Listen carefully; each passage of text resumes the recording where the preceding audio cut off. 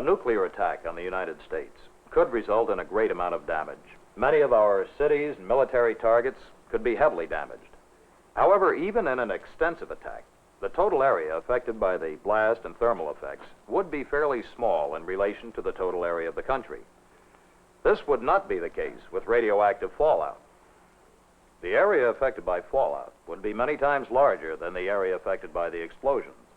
Radioactive fallout from enemy weapons could threaten life anywhere in the country. Radioactive fallout then could be a serious threat to almost everyone in the United States. Fortunately, protection against this threat can be achieved at comparatively little cost per person by intelligent community planning. To aid communities in planning and organizing protection against fallout, the Office of Civil Defense has set up a nationwide shelter program. The object of this program is to survey, mark, and provision existing public shelter spaces and develop enough additional shelters to protect the entire population against radioactive fallout in case of attack. Before attempting to select or identify shelters, however, we must first understand what constitutes adequate protection against fallout. Fallout from a nuclear cloud can be expected to settle on rooftops, lawns, fields, streets, trees, sidewalks, on any surface, in fact, where dust might collect. Of course, radioactive materials generally cannot be seen with the naked eye. Fallout is illustrated in this graphic to show it descending.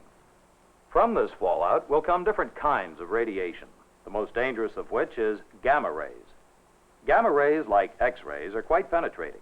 They're also quite destructive to human tissue and may produce severe illness or death to anyone not properly shielded from them.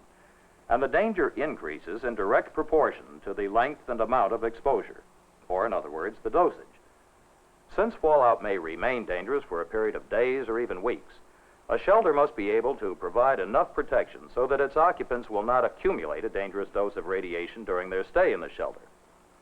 This ability to shield its occupants from radiation is known as a shelter's protection factor. A shelter having a protection factor of 100, for instance, means simply that a person inside the shelter will receive only 1/100th as much radiation as a person outside with no protection at all. If this man outside receives a dose of 800 Roentgens in a given period of time, the man inside will receive only 8 Roentgens during the same period. In other words, the man outside would probably receive a fatal dose of radiation if received in a short time, while the man inside the shelter would be unharmed. Why? Because of the type and amount of material which lies between this man and the source of radiation. Generally speaking, any substance will offer some form of protection against radiation. But the heavier the substance, the greater the mass, the better the protection. The shielding quality of any material is directly related to its weight per cubic foot. That's why heavy, dense materials such as concrete or masonry provide much better protection than lightweight materials of the same thickness, such as wood or plaster. Even steel or glass have high shielding ability, but they're ordinarily used in such thin sheets that they provide very little actual protection. Earth or sand also provide good protection if the protective layer is thick enough. In short, the best shelter will be found where there is a large mass of heavy material between the occupants and the source of radiation. There are 2 principal types of fallout shelters: the family or home shelter and public shelter. In many rural areas, the family-type shelter is the only practical one, since it's the only one which would be easily accessible to the people who need protection. Also, in many rural areas, public shelter facilities are very limited. In some cases, existing structures are readily available, such as the tornado shelters, so often found on the farms of Kansas, Nebraska, and Oklahoma. Of course, protection against radiation must be provided for the doorways. In other cases, suitable shelters would have to be built, either in basements, if available, or in convenient locations nearby. However, public shelters have several advantages over family shelters. For this reason, the National Shelter Program is placing emphasis on identifying, modifying, or constructing public shelters. To locate and mark all suitable public shelter space, a nationwide survey has been conducted by specially trained architects and engineers. In towns and cities all over the country, these men have examined all types and kinds of buildings, to determine exactly what space is available in existing structures. To be acceptable under the National Shelter Program, shelter space must meet the minimum protection factor required by the federal government. Such space is most likely to be found in the basements of banks, churches, stores, public buildings, or in the inner core of large, substantial buildings such as hospitals, apartment houses, older type school buildings, or large office buildings. In many of these buildings, a surprising amount of space may prove to be suitable. In this building, for instance, not only the basement would provide excellent shelter, but also many of the upper floors. The two top floors, however, could be hazardous because of their proximity to the fallout which would settle on the roof. And the ground floor might not be usable because of the fallout collecting on the ground. Still, this building would have more than enough space to shelter all of the people normally living or working here. Suitable space can also be found in the outlying areas of cities, such as shopping centers, especially where there are basement selling or storage areas, in certain types of factory buildings, in firehouses. And buildings are not the only places to look. Suitable shelters can also be found in mines, especially drift mines, where the shaft is driven into the side of a hill, or in caves, or in highway or railroad tunnels, or in subways.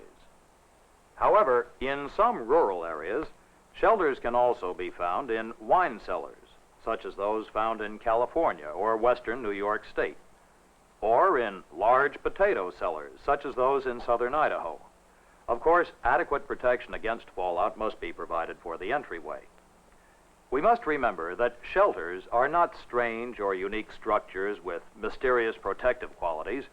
Rather, they are regular, everyday structures which are all around us. What we must be able to do is recognize their ability to protect us. Size must also be considered. Is the space large enough to house the minimum number of people required by the government? Or is it too small to be approved as a public shelter? Then there is the matter of location. Is the space located in an area where shelter space is needed? Or is it too far from the people who will be expected to use it? And there are health factors. While the object of the shelter program must be survival rather than comfort, there are certain essential minimum health standards. Does the space have the ability to maintain bearable temperature and humidity conditions when filled to capacity? Is the air supply sufficient for the number of occupants? Even when inactive, people require fresh air. All of these factors, protection, size, location, health factors, must be considered when selecting space for shelter under the government survey. If suitable, the space is eligible for marking with the approved Civil Defense Shelter sign and for provisioning with the supplies furnished by the federal government. These include water and food supplies, medical kits, sanitation kits, and shelter radiation kits. However, the shelter space which will be identified through this nationwide survey will not be enough to accommodate all of the American people. Other space will have to be improved or constructed. One way that space can be made usable is by fairly simple modifications of existing buildings. Certain types of buildings, of course, lend themselves to modification more readily than others. A solidly constructed building, such as this, for instance, may have a good, large basement which needs only to have certain unnecessary windows bricked up to make it an excellent shelter space. Or this well-built hospital may very well have a basement which would provide ample shelter space. Or if a baffle wall were constructed in front of an outside doorway or opening to serve as a shield or barrier against radiation, the space within could serve as a shelter. Also, additional shelter space can often be provided by expanding the capacity of existing shelters. In some cases, it may be possible to double the capacity of a shelter simply by installing a fan to provide a greater flow of air. In other cases, it may be possible to brick up unnecessary doors leading into rooms and thereby increase the amount of protected and usable space in the hall. Some buildings, on the other hand, do not lend themselves to modification which will produce suitable shelter space. These include modern one-story school buildings, which have large glass areas and no basements, modern one-story factory buildings, and the average motel. In all such buildings, it would be difficult and costly to provide adequate protection against fallout collecting on the roof and ground. In any case, we must remember that protection is a relative thing, and even substandard space, which does not fully meet the government requirements regarding size, ventilation, or protection factor, may still be useful in an emergency and should not be forgotten. Whatever the difficulties, the goal of each community should be the same: to provide adequate protection against fallout for every man, woman, and child. Until this goal is met, no community can be said to have an adequate shelter program. Remember, fallout is a real and serious threat as long as there is a threat of a nuclear war. But fallout is one threat which we can do something about.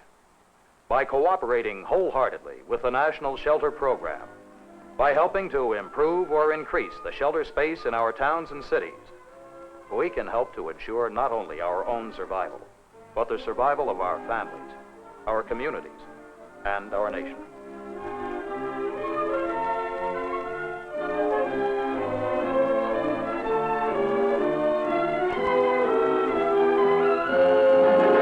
So we got some rolling frames here.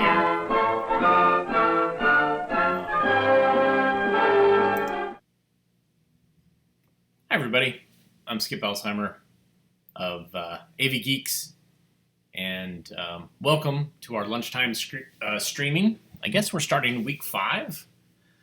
I don't know, I need to do some math. We were almost not able to join you today, and there's still a chance that this broadcast will be interrupted because of we're in the Raleigh, North Carolina, and we got pelted with some pretty severe thunderstorms and some wind, and the power has gone out a couple of times and the internet has gone out a couple of times, but so far so good. So here we are. So that last film was Fallout Shelter. What is it? I kind of got, because we were hanging out in the basement because there was a concern of a tornado, so that made me think about Fallout Shelters. So that's where my brain was. Sorry if I brought you down regarding other current situations. It's fascinating in Raleigh, at least, when weather trumps the what's happening with the coronavirus. It's it's serious because people love to obsess about the weather here in Raleigh and in North Carolina, because we get tornadoes, we get hurricanes, we get it all. So there you go. Okay, so I collect old educational films and I show them to folks like you. And so thank you for joining us. This next film is, maybe this will resonate with you. There's more safety films here again today. I got a couple. I don't know why. I just was in a groove. So this is your favorite giant dog that's maybe riffing on Columbo. Here's McGruff.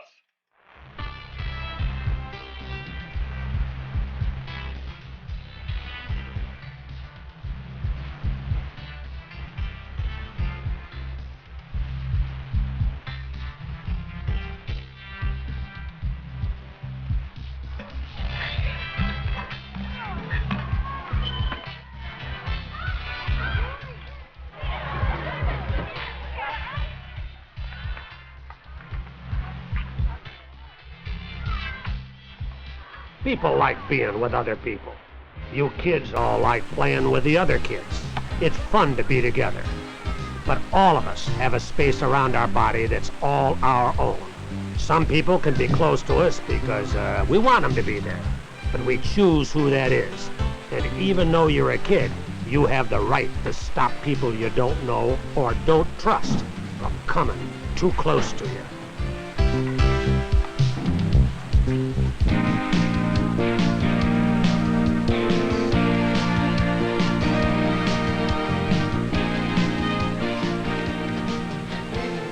Hey, hold on there. Now you can go.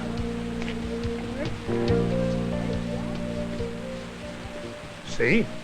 You know, closeness can be important when the other person is helping you, watching out for you. That's a good kind of closeness. Everyone needs to be close to others to feel wanted. But sometimes, some people will try to get close and touch you when you don't want them to, and that is wrong, no matter who that person is.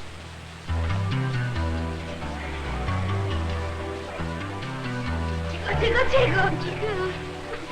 Eric, I'm sick of you doing that. You can't do that. I'll tell. I don't like people touching me.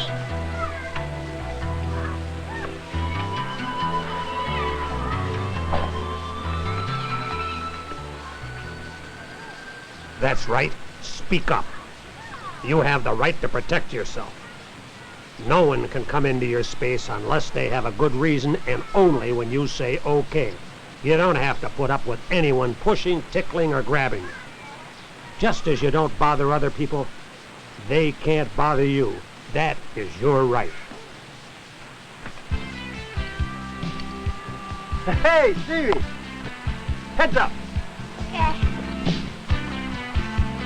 Come on, let's have it. Turn back here. Come on. Hey, right in here. That's it. Okay, Stevie. Short one. Here we go. That's it. Okay, let's see. Come on, you do it. Okay, long pass. Atta boy. Here we go. Here I come.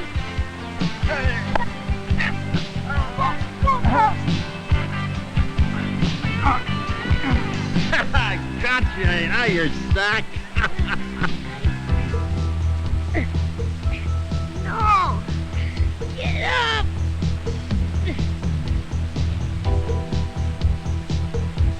I don't like that. Playing football's okay, but don't hold me down. If someone comes into your personal space and you don't want them to, it doesn't matter if it's an adult or someone your own age. It's just as wrong. You have the right to say no and get away from anyone who bothers you like that, even an adult. And if an adult keeps it up, then you should get away and tell someone you trust about what happened.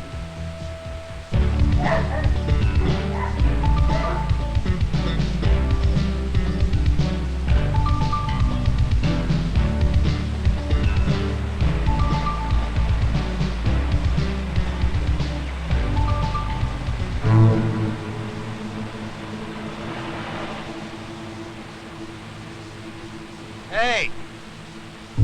Hi there. Could you come here? Hi. Listen, I'm looking for a little bitty kitten. It's fuzzy and it's kind of a gray color. Have you seen it? No, I haven't. Oh. Well, I've been looking all over the neighborhood since I lost it. You want to come and help me? I'll bet you got real sharp eyes. You know what? I'll give you a reward. Maybe. I guess I could. Great. Do you know this guy? Uh-uh. Let's go, okay? Don't talk to her. But Don't go. Come on. Get out of here. Come on. You don't touch her. You stay away from us. I'm not kidding. Why don't you just get out of here? I mean it. Get out of here. Leave us alone.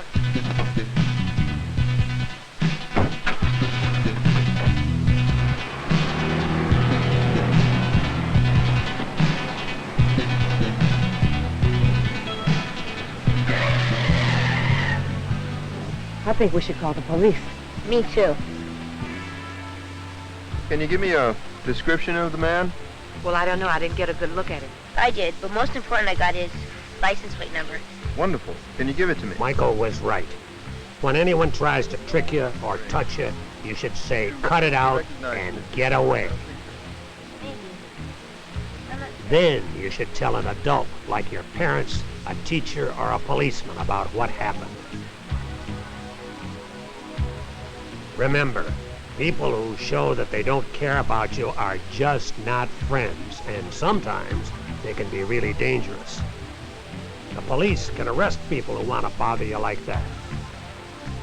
You have the right to protect yourself and to tell about what happened.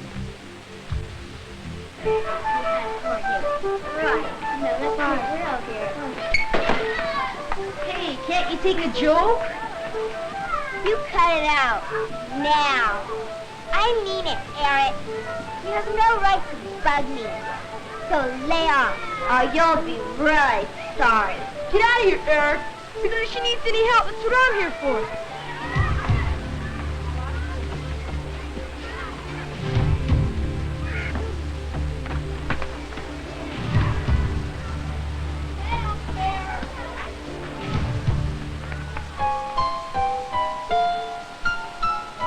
Hey, hi, Stevie.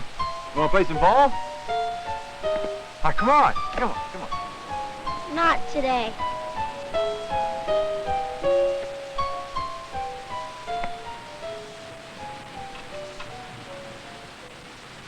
Hi, Stevie.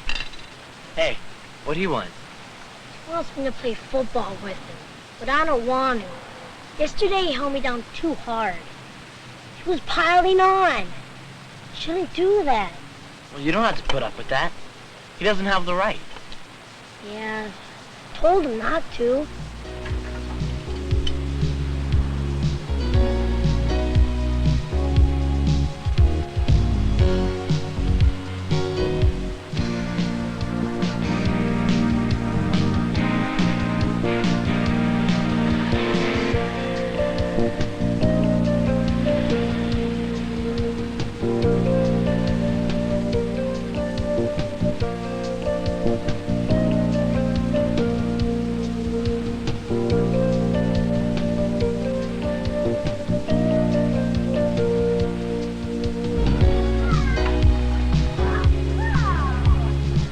Hey, it's mcgruff. Hey, hi, mcgruff.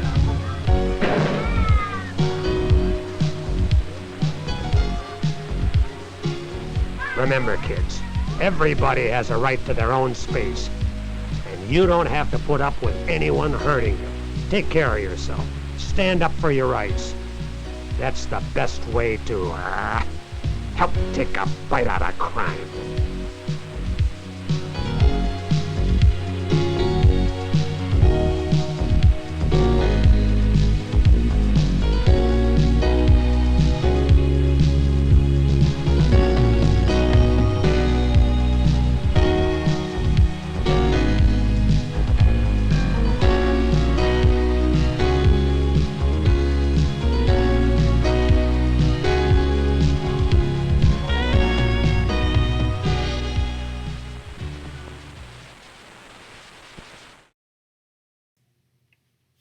Oh, McGruff. Many of you probably remember him from all the public service announcements that he did. But there's a couple of films that he did that were made for kids.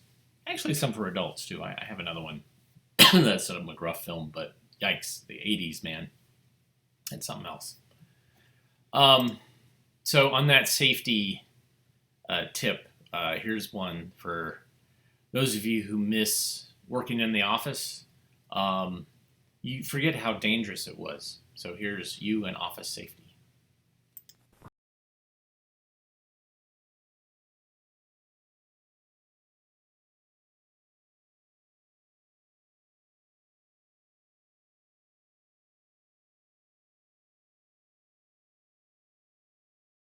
This morning, when you came to work and opened your door, just because someone picked up a pencil, looked over some books,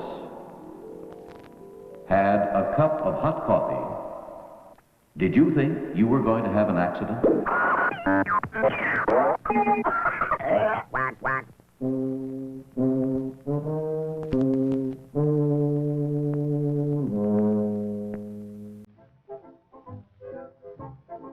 No one plans on having an accident, least of all this pretty little thing.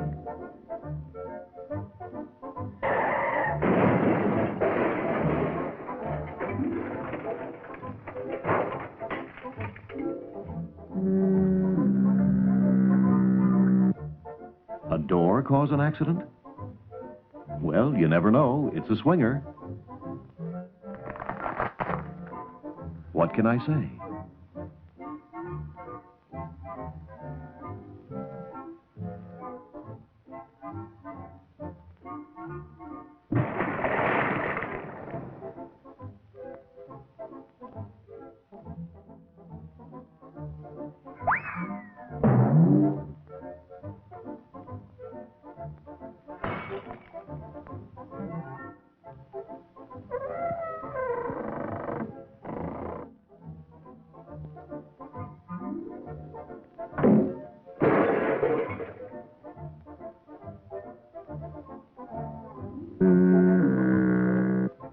Could such a little thing as a felt marker cause an accident?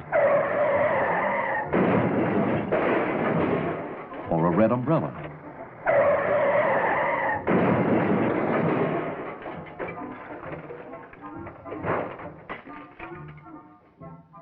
Or a green umbrella? Well, filing cabinets aren't like doors. They don't swing at all. They're square. Just sit there and slide in and ouch.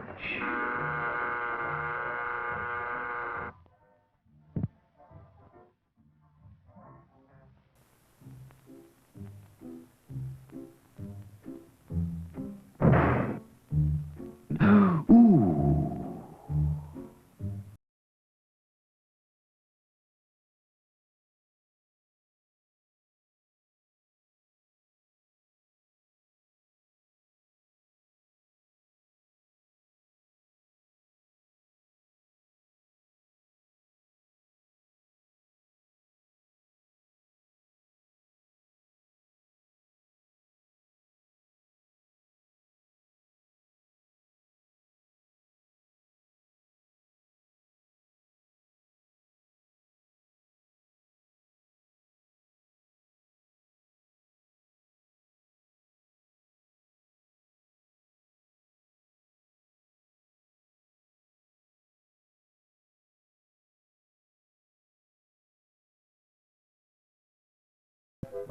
Now, chairs are harmless.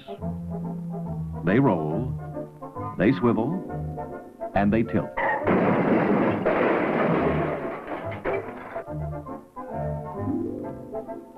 They swivel, they roll, and they tilt.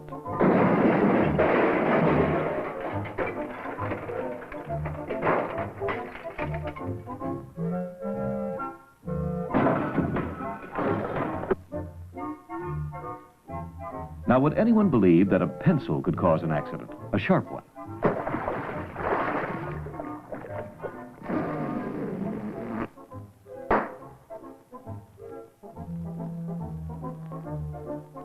Accidents will happen. But like most advice, office safety isn't taken too seriously.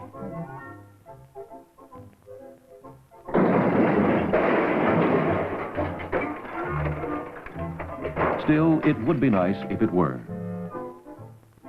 You might call office safety common sense, thinking one step ahead, considering the consequence of your action.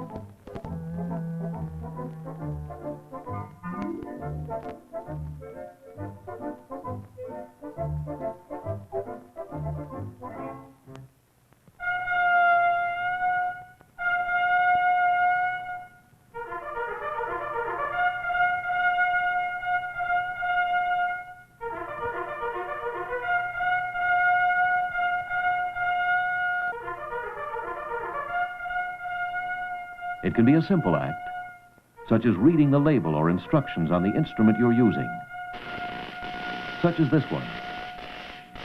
Do not use on electrical fires. Or, use the handrail. Or, caution, men at work.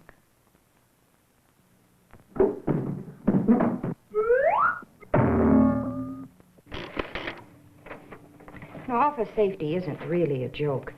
Each year, thousands of people are injured and crippled and occasionally even killed in senseless accidents. Oh, it's true, statistically, that offices are relatively safe places in which to work. But accidents can and do happen, even there.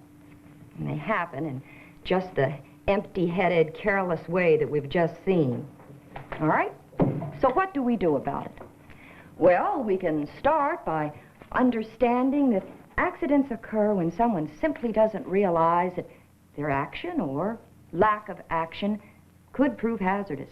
Well, we drop a pencil on the floor, we forget to pick it up, or maybe somebody else drops a pencil on the floor and we don't do anything about it. It seems so trivial. Well, that's what accident rates are made of. Trivial things. And you know, with just a little bit of extra effort, accidents could practically be eliminated. A moment to read signs, and instructions, a moment to pick up loose objects, or at best, 2 moments to report them, a moment's pause to avoid setting booby traps. This is really all it takes, a moment of your time and the exercise of your good judgment.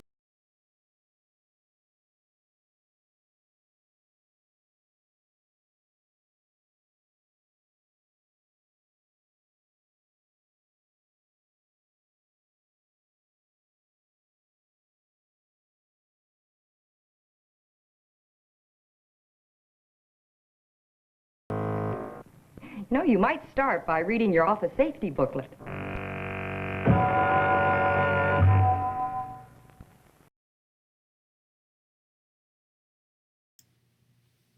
I love it. I have a couple of office safety films. I'll bust out another one this week because obviously we're missing it. We're missing the file cabinets and the hallway stuff and all that. So we'll bust that out. Thanks everybody for tuning in.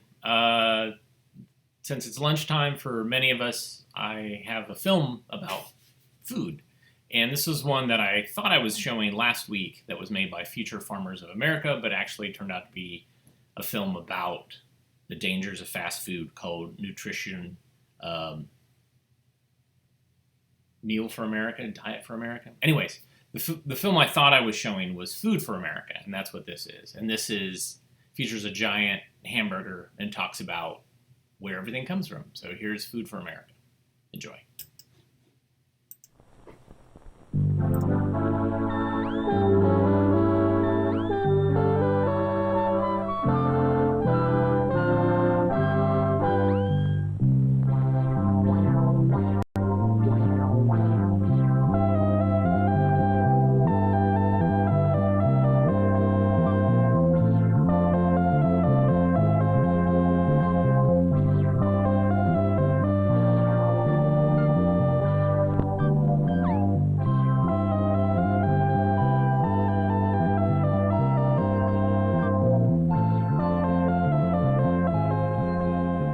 Ever thought about where a cheeseburger comes from? We're members of the Future Farmers of America, answering questions about and telling the story of United States agriculture. That's all a part of what we're learning. Telling kids about the farming and agribusiness involved in producing food, like a cheeseburger, is one way an FFA chapter can work with elementary schools. That hamburger bun started as a tiny wheat seed.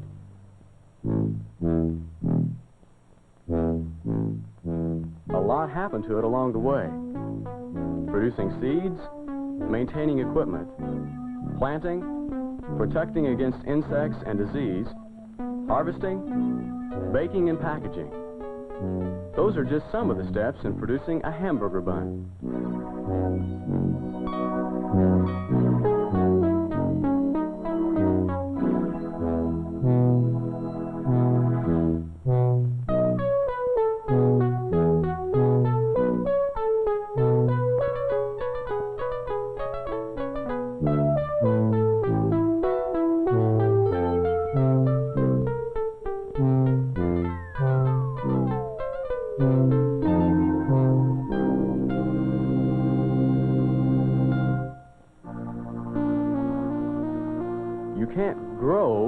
Hamburger patty. You have to raise beef cattle to provide the meat to grind into hamburger. That takes a lot of time and skill. Growing feed grain or pasture, breeding cattle, shipping, marketing, and processing are all important steps in bringing that hamburger patty to your table.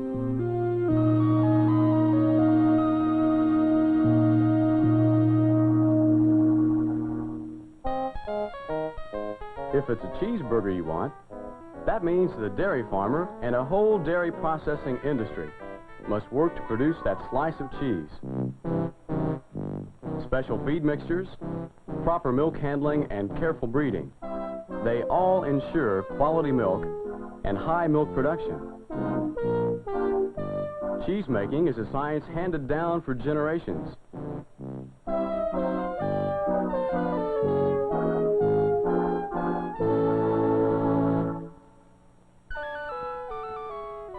We sometimes want a little extra on our cheeseburger, like pickles and tomatoes. It's back to agriculture and agribusiness for cucumbers and tomatoes. That means more testing by scientists and more hard work and management by the farmer.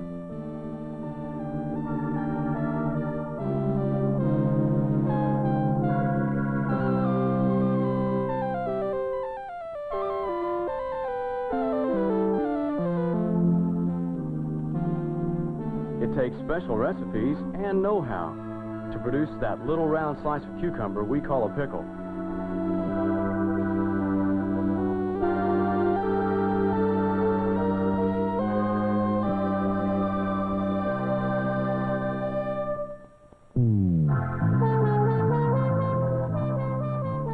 Kids in elementary school discover that there is plenty to learn when it comes to the agriculture and agribusiness involved in the production of a cheeseburger. And we enjoy sharing some of our knowledge of agricultural production and processing. We're learning more about agriculture in our high school vocational agriculture classrooms, in our work experience programs, and in our FFA activities. The agriculture involved in making a cheeseburger represents only a part of what it takes to produce food for America.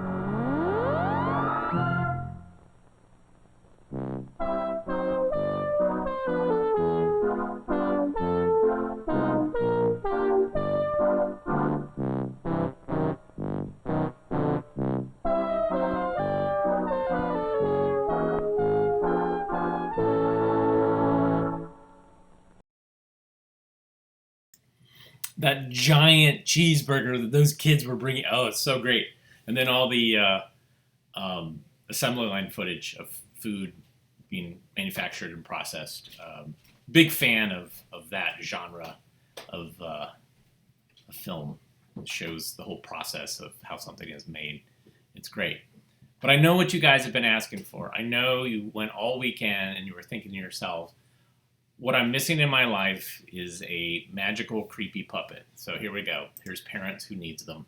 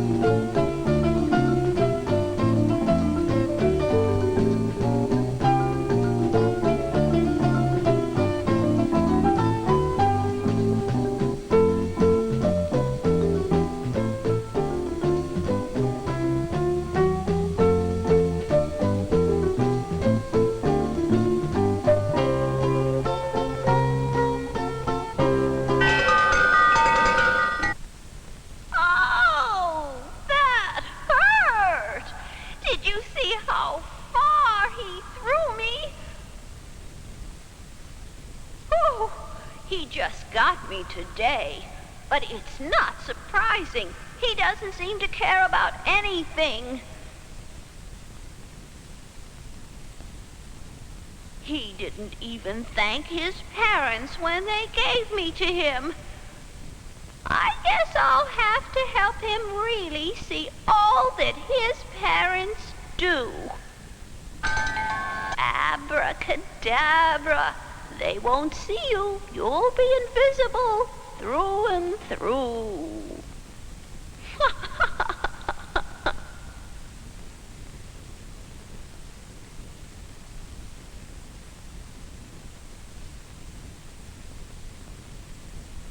Hi, Mom. Hey, are we having eggs?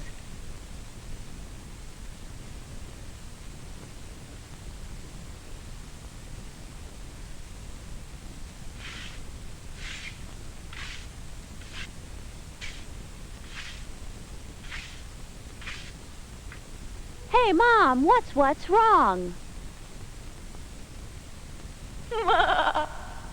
You're invisible, Jimmy. What? Who said that? I did, Jimmy. Me, down here. Invisible? Wow! But I don't want to be invisible. Hey, Mom! She can't see you or hear you. I made you invisible so you can discover something. What? That's for you to find out. When you've learned it, you'll be visible again. Learned what? I'll give you a hint.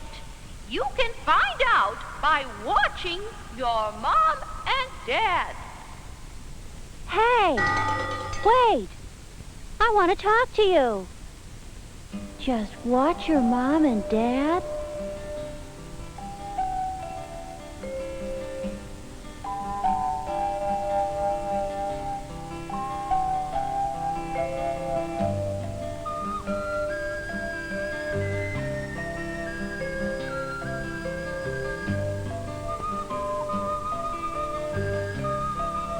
First, he watched his mother and began to see all the things she does for the family.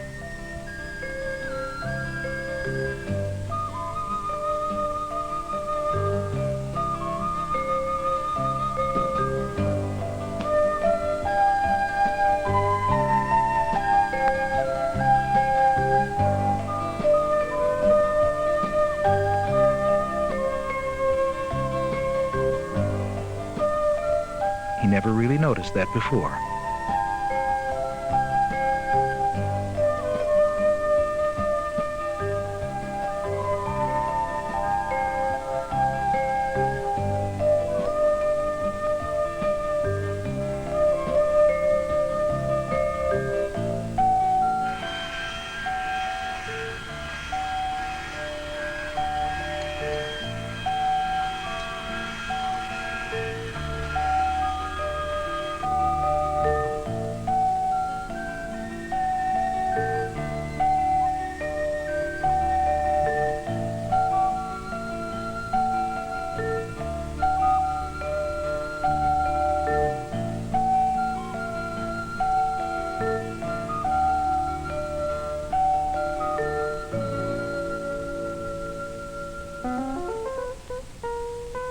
Jimmy could see that his dad also did a lot of things around the house, for Jimmy and for the family.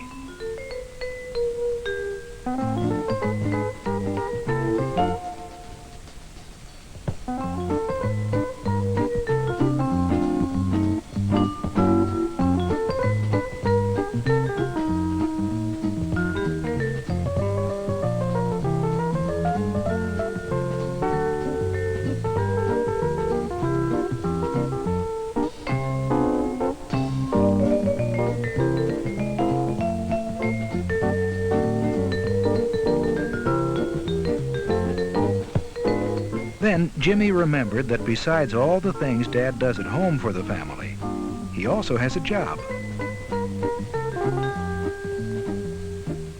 At work, he earns money so the family can buy food and clothes and all the other things the family needs.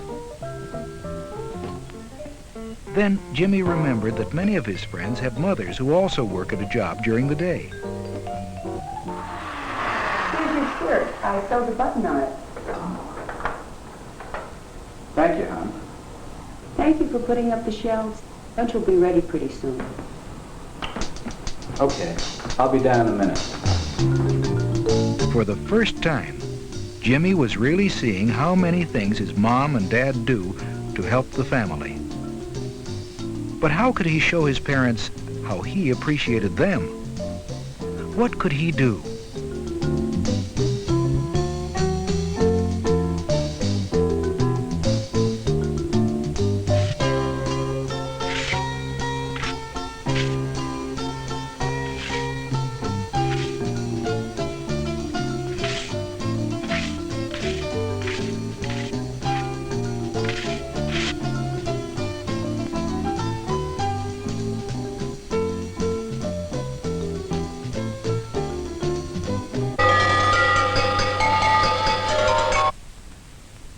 Jimmy, lunch is ready. Will you call your dad, please? Sure, Mom, just a second.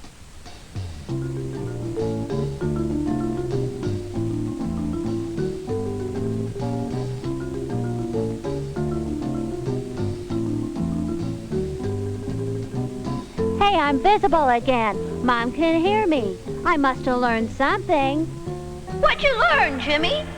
Well, I just watched Mom and Dad, and I saw that they do a lot of things. They make my meals, and take care of me, and fix things for me, and help me. They're nice.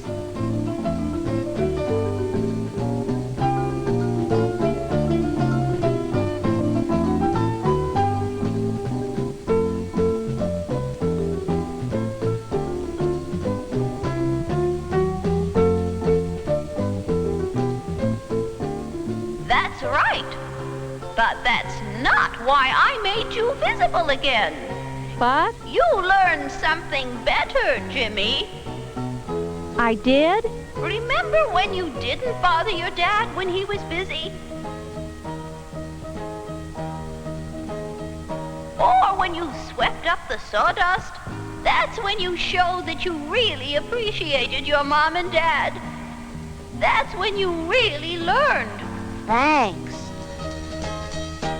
Your parents like to know you appreciate them.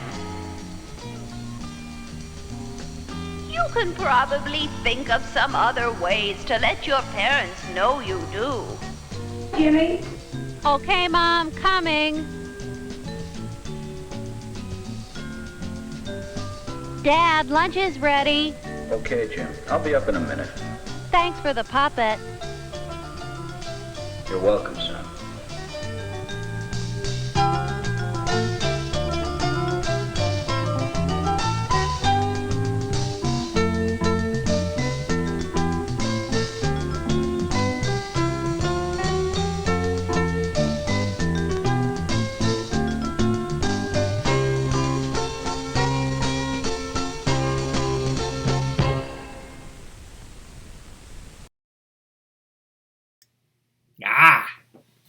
Yikes. So I wrote a chapter in a book about educational films, and one of the things I was talking about was how educational films change from decade to decade. And this is a perfect example of that. The original film was appreciating your parents, which has the main character, a little boy who goes to bed, but then he gets up and he kind of opens the door and he sees his parents doing things. And so he learns to appreciate the parents and how to help. And as a reward, he gets an allowance. So in the 70s, I don't think the filmmakers thought that was a strong enough or compelling enough argument. So they introduced this really scary puppet that made the little boy invisible. And if you think about it, it definitely is provocative to keep kids' attention. But I wonder, what are the kids focusing on? Are they focusing on the fact that their parents do all this work for them? Or more are they focusing on the fact that this puppet made Jimmy invisible? Because that's what I latched onto pretty hard when I watched this for the first time, as an adult, of course, is like, wow, if I was invisible when I hang around the house, what would I do? I would wow, that's like a superpower. So it's kind of fascinating in that regard, and it's like a lot of educational films in the 70s. They used supernatural elements, or they used these kind of extra elements. It's like I showed Lunchroom Goes Bananas, which had all the food in the cafeteria going on strike, and it had stop animation food. And for some reason, a kid had a rat on his shoulder in a TV news setting. But, so those things, kids latch onto those little things, and the main message might get lost. This next film is part of a series called Unicorn Tales. And I've watched the other ones in this series, and it's a very strange thing, because each one is this little narrative about another about a book. So it kind of references it, but doesn't. And so I'm really still trying to figure this out. Of the ones that I've seen, and I have a couple of these, this one is by far the best. It's a musical. It features a celebrity, or someone who became a celebrity later on in her life. And it's just so good. I did this part of a show called Gotta Sing, Gotta Dance, Gotta Teach, where it's using musical elements to get kids excited about whatever the concept is. And this one is so good. So this is Magnificent Major. Enjoy.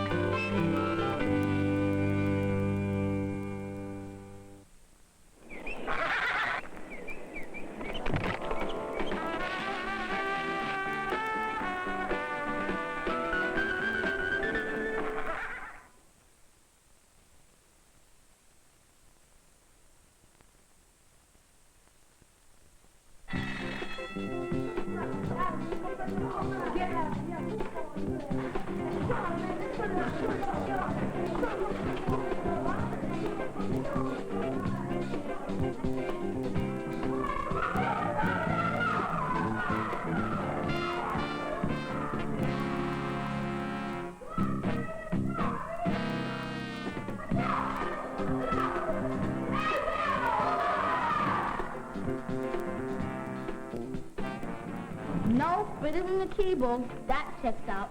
Gary, did you test the verbit? Renee! Did you hear the bell? It's 3 o'clock. We're free! Tomorrow's a science fair, Daisy. You promised me you'd help me with my book report tonight. Daisy, don't you understand how important it will be if we can get the Weeble-Fetzer to work? Nobody in history ever built a Weeble-Fetzer that worked. And a lot of people tried. I don't want to have to read the book. Why should I read The Wizard of Oz? I already saw the movie. Did you ever think you might have a good time reading it? A good time? Reading? You've been hanging around this school too long. Anyway, I sure know I have.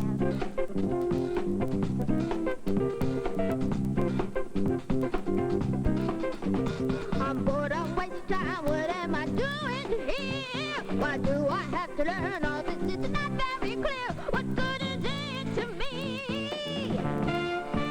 Oh, what good is it to me? They tell me school's the place to learn what I need to know. But I'm just sitting here while I am waiting to grow. What good is it to me? Oh, what good is it to me? Reading and writing and arithmetic makes us sick. Chemistry, history, it's all a mystery. I don't need no education. I don't need no aggravation. I don't need everything I have to know. I can learn from a TV show.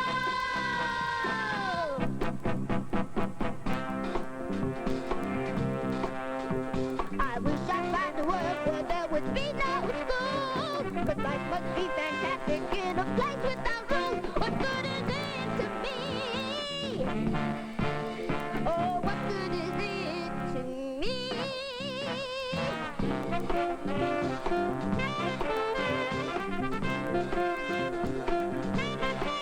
What good is it to me? Oh, what good is it to me? Reading and writing and arithmetic make us sick. Chemistry, history is all a mystery. I don't need no education. I don't need no aggravation. I don't need everything I have to know. I can learn from a TV show.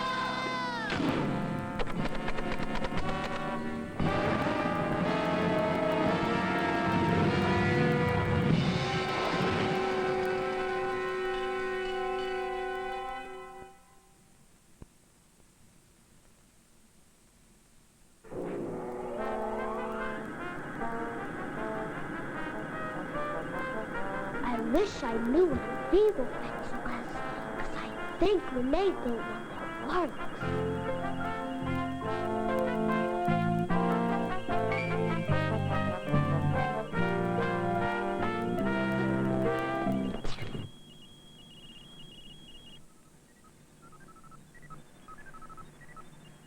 Oh, I am sorry. Hardly anyone ever comes here anymore. I thought you were one of the exhibits. I guess these old eyes just aren't what they used to be. Actually, they used to be knobs from an FM radio. Honest? I told them I'd see much better with knobs from a television set. But, well, you've got to expect a few mistakes when you're being built by humans. You're a robot, invented by a mad scientist, like in the movies. Oh, goodness, no. I wasn't always a robot. Actually, I started out as an electric toothbrush. Yes, with 3 speeds and a traveling case. And then, before I knew it, I was a hot plate in a luxury hotel in Cincinnati. Oh, it was awful.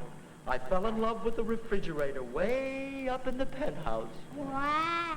But I knew it could never work out. She was too far above me. So, I left and took a job as a jukebox in Atlantic City. I'd love to be a jukebox. Do you know, to this day, every time I get the hiccups, my chest lights up and I play a golden oldie. Very embarrassing for a major entrusted to guard the palace of the past. Isn't that what this place is? Ever since 2157. The year 2157? Wow. I'm in the future. Where are the other kids? Right through that tunnel.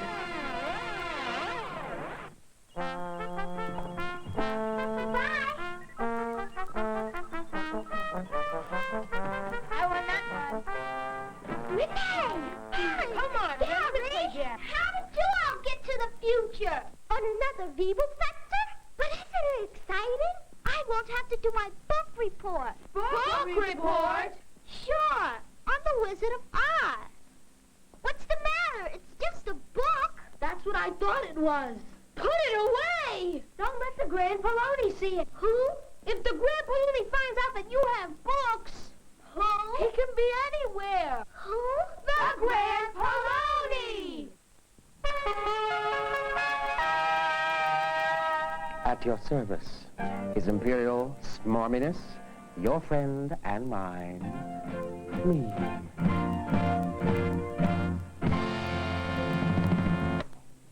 Ah, children, children, do not shrink back in fear.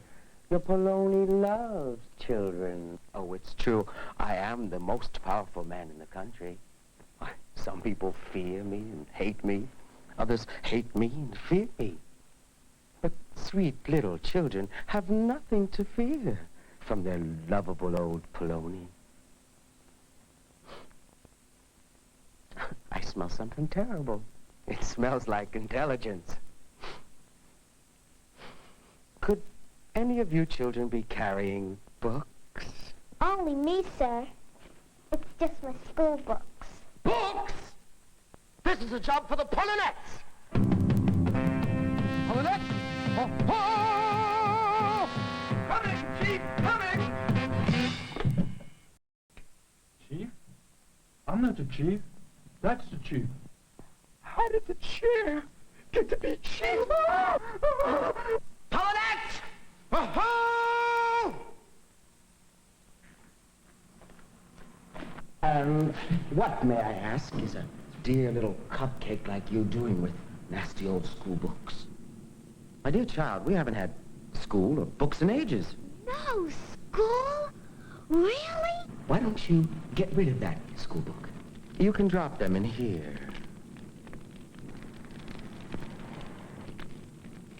It'll get all burned up in there. Well, of course it will, dear child.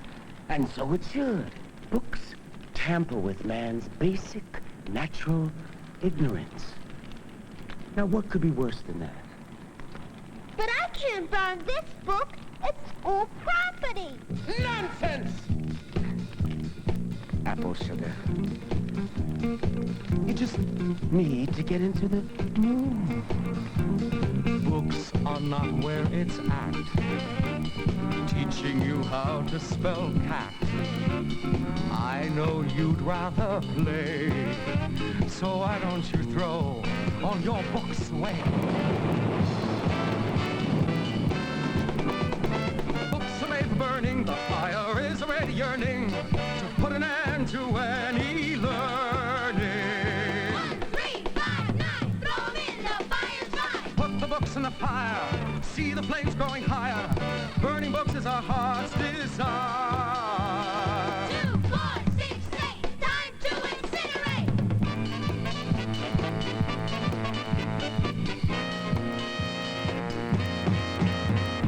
Books will not make you wise, and reading's bad for your eyes. I am sure you agree, so why don't you give all your books to me?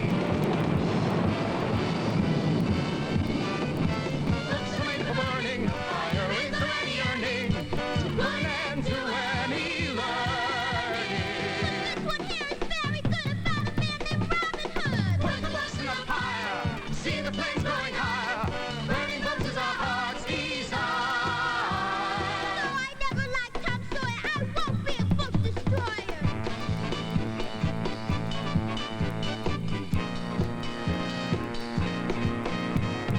Books can only confuse, teaching you things you can't use. You should listen to me. Burning your books will set your mind free. Books are made for burning, fire is already yearning. Put it into any learning. Put the books in the fire, see the flames growing higher. Burning books is our heart's desire.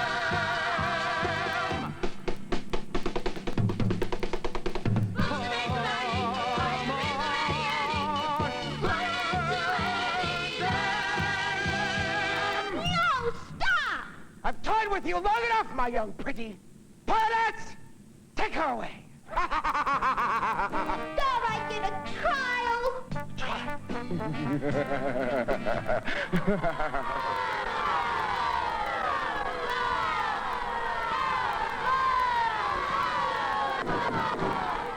Ladies and gentlemen of the court, distinguished members of the jury, we must decide today, fairly and with an open mind, no matter how guilty she looks, whether the prisoner who calls herself Daisy Bunsen is innocent as she claims, or whether she is guilty.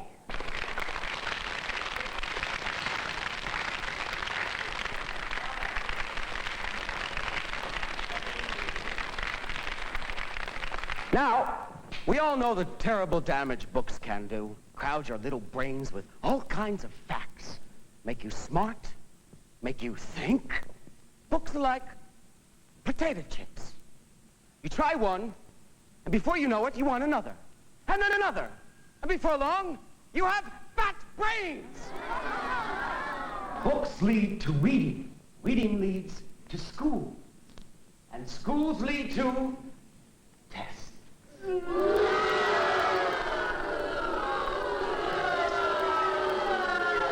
I rest my case. Is there anything else you wanted to say? Only a book. Who's afraid of paper and glue? It's only a book telling stories just for you. Discover a book. Travel to a land far away. When you read a book, you can visit yesterday. Future, past, and present. written in every line. Open up its pages, and it will be your friend for all time. Inside every book, you'll find things you never knew before. Each word is the key to unlock another door. It's only a book. Who's afraid of paper and glue? It's only a book. It will share life's secrets with you.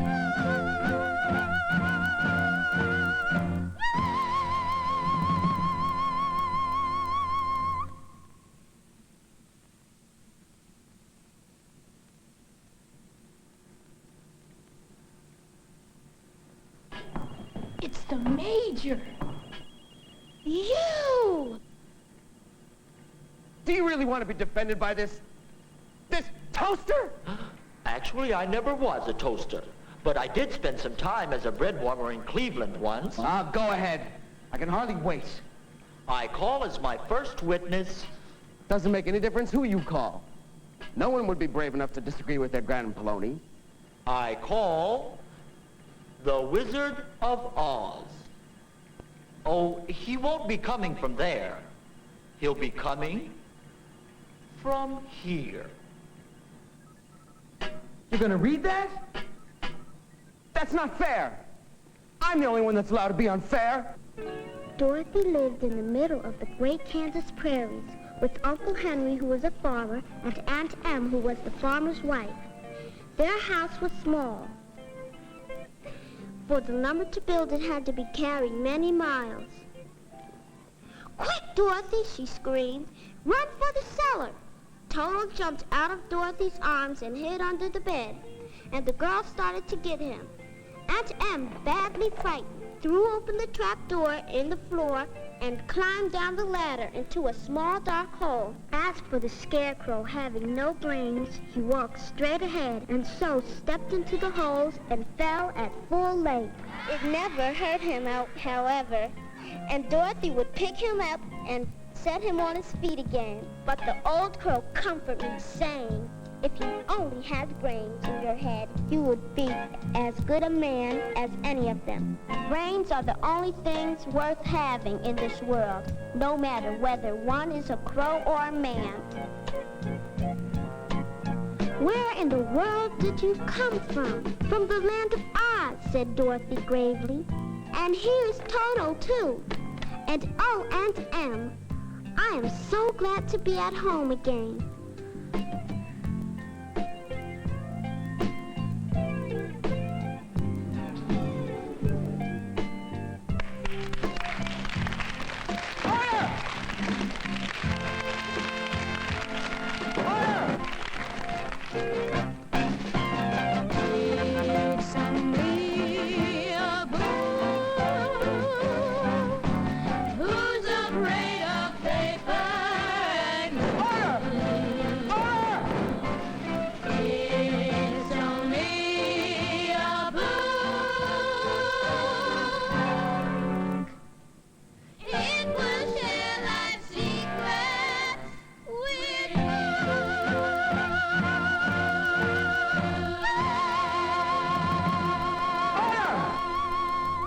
Get away from her!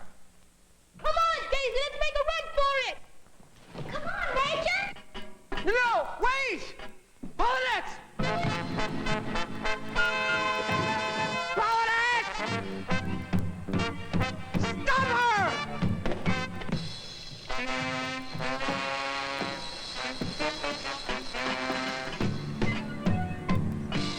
You go ahead. I'll join you.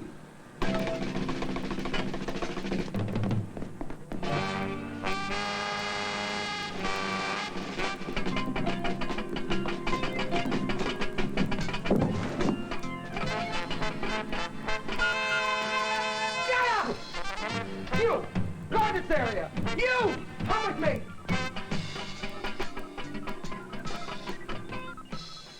Quick, on to the Chamber of Journeys. Let's get Daisy home. Up there. What are those squiggly lines? That's writing. It says library. Welcome to the joy of the written word. How come the door's open?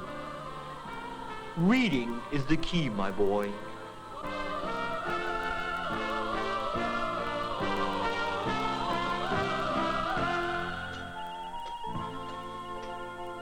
Wow! Look at all of them. Are they all books? Everyone. Daisy, there's your Wiebelfetzer. You'd better hurry before the Grand Poloni finds us. Do you know how to read? Of course. If I didn't, I'd still be an electric toothbrush. Would you teach us? Teach you? Why, I don't see why not. I've never been a teacher before. Daisy, quick, the machine.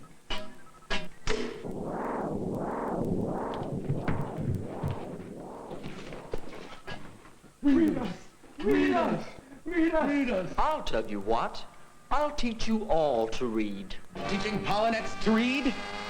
Yes, your Poloni ship. Your Grand Poloni ship! I hate it when they leave out the grand. Your Grand Poloni ship. You can't stop people from reading anymore. Oh, I don't want to stop them. I want to learn, too. You? That's why I ran after you. That was a wonderful story. I had no idea that books could be more fun than being mean. Now, I want to read everything. Can I come to class, too? Of course you may. Daisy, the Wiebelfetzer, it's going. Bye. Bye. Bye, Daisy. Goodbye, Major.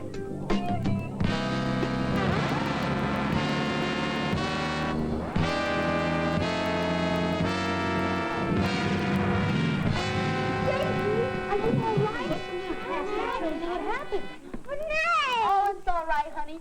The Wiebelfetzer just blew a gasket, that's all. Oh, no. It was awful. Nobody could read. They wanted to burn my books, and they put me on trial, and... She must have bumped her head or something. You better take the kid home. Come on, Daisy. I'll help you with your book report. Thanks. But I think I want to finish reading it myself. But a little while ago, you said you hated books. Yeah, but since then, I made a major decision. What? I'll tell you about it sometime in the future.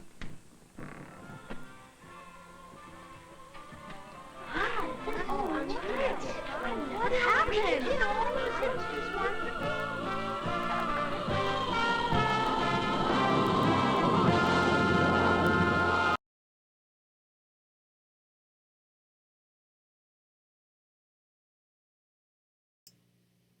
Wow. I hope you guys like that as much as I did. That was so so good. The the connection to Wizard of Oz, it doesn't make sense. And the other ones in this series also refer to other childhood books or books, classic books. And they don't kind of jive. They don't make sense. And they certainly don't have the musical numbers that this has. I mean, this was over the top. The Great Poloni singing the songs about burning books, it's so good. I really, really like this film, and I'm happy that I got to show it to you guys.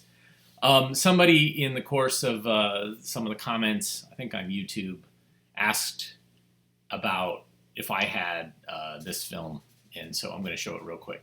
So here it is.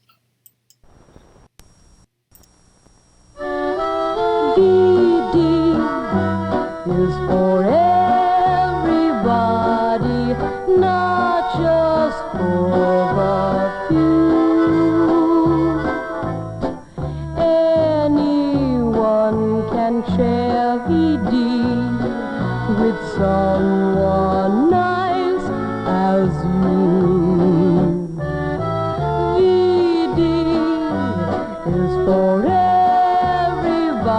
body, darling, have no doubt that anyone can get ready. That's what it's all about. If you're curious or confused, get information or a pamphlet at most pharmacies or a health clinic. If you need help, see a doctor.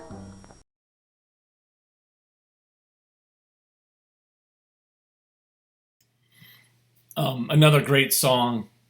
What I like about this commercial, it's a public service announcement, is that it makes VD look really attractive. It has attractive people doing fun things, having a good time.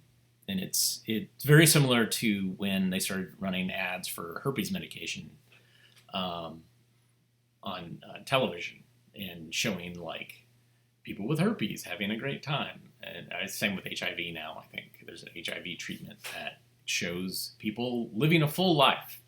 And so back in the day, though, it's like, VD, that looks awesome. I want some. At least that's my take on it.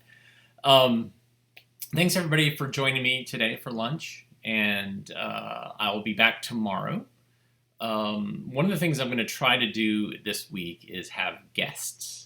I have some people that I've been reaching out to, a couple of people who I've worked with over the years who kind of helped, who know a lot about my films and have actually shown some of my films in their own setting, letting them pick some of their favorite films. But also, I'm going to try to get somebody who actually was in one of the films and have him come and talk. Well, show up, virtually, of course, and talk about being in the film. And maybe you can ask some questions in the comments. We're going to try to get that to work. This week might not work, but next week possibly. So we'll see. Anyways, thanks so much for tuning in. We'll be here tomorrow. If you like what you saw, you want to support AV Geeks, you can go to the website, avgeeks.com, and buy DVDs, or you can make a donation at Patreon. I love doing this. This gives me something to do every day, a reason to take a shower. And brush my hair. So thank you for letting me do that. And we will see you again tomorrow. So have a good rest of the day.